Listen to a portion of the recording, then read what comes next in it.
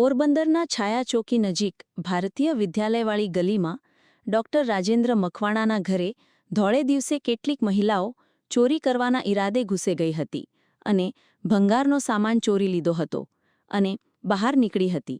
એ દરમિયાન અવાજ થતાં ડોક્ટર અને તેના પરિવારજનો જ્યાં સામાન રાખ્યો હતો તે છેલ્લા રૂમમાં દોડી ગયા હતા અને મહિલાઓને રંગે હાથ પકડી પાડી હતી તથા પોલીસને જાણ કરતા પોલીસ કાફલો પણ આવી ગયો હતો અને ચોરી કરી રહેલી મહિલાઓને મુદ્દામાલ સાથે જ પોલીસ મથક ખાતે લઈ જવામાં આવી હતી. નામ છે ડૉક્ટર રાજેન્દ્ર જીવરાજભાઈ મકવાણા, રહેવાસી નર્મદા ભવન આઈ સોસાયટી ભારતીય વિદ્યાલયની સામે.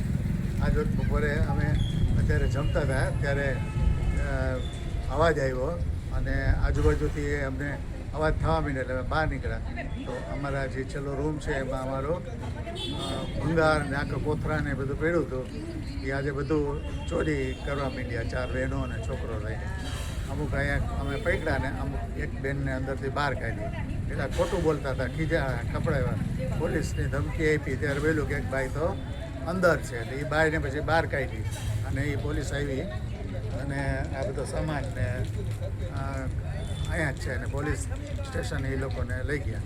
અમે ફોન 112ને કર્યો હતો અને એ પોલીસ શું વસ્તુ ચોરાણી છે? અમારો ભંગાર લોખંડનો બધો સામાન જે ભંગાર હોય ને એ બધો અમારો જોડાવાનો. અમારો જૂનો સામાન આમાં છેલ્લે અમે રાખ્યો હતો, એ બધું સાફ થઈ ગયું એમાંથી.